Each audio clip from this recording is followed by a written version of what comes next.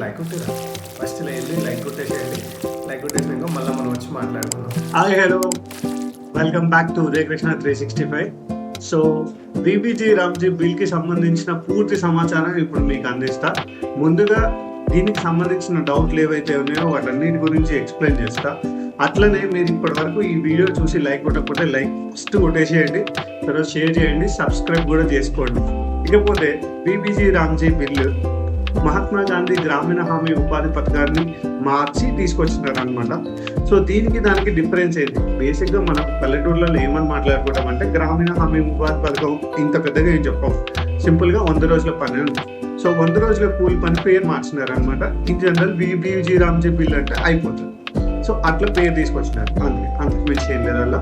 And second thing వచ్చేసి 100 రోజుల కూలి పని ఏదైతే ఉందో దాన్ని 125 రోజులకు మార్చినారు అనమాట.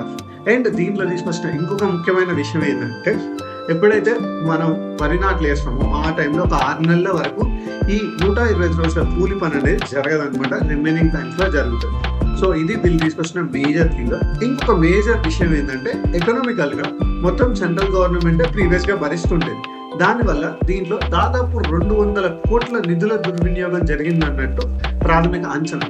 దీన్ని ఎరాడికేట్ చేయడానికి సెంట్రల్ గవర్నమెంట్ తీసుకొచ్చిన ఈ సరికొత్త ప్లానే 60:40 రేషియో. దీంట్లో సెంట్రల్ గవర్నమెంట్ కొంత, స్టేట్ గవర్నమెంట్ కొంత భాగాన్ని భరిస్తుంది అనమాట. ఇకపోతే యూనియన్ టెరిటరీస్ మొత్తం సెంట్రల్ గవర్నమెంట్ బాధ్యత తీసుకుంటుంది. ఈశాన్య రాష్ట్రాలు ఏవైతే ఉన్నాయో వాటికి 90:10 రేషియోలో బాధ్యత తీసుకుంటుంది అనమాట. దీనివల్ల జరిగే ప్రయోజనాలు ఏంటంటే పంట పొలాలు వేసుకునే ఎవరైతే రైతులు ఉంటారో ఆ టైంలో ఈ స్కీమ్ అనేది ఎందుకు వర్తించదు, ఎందుకంటే ఈ స్కీమ్ ఆ టైంలో ఇంప్లిమెంట్ అయితే అక్కడ వాళ్ళకి ఇబ్బంది అవుతుంది కాబట్టి గవర్నమెంట్ అనేది ఈ రూల్ తీసుకొచ్చింది. అండ్ లైక్ చేయండి, షేర్ చేయండి, సబ్స్క్రైబ్ చేయండి. ఇంకా ఇన్ఫర్మేషన్ కావాలి అంటే కామెంట్ సెక్షన్లో తెలియజేయండి.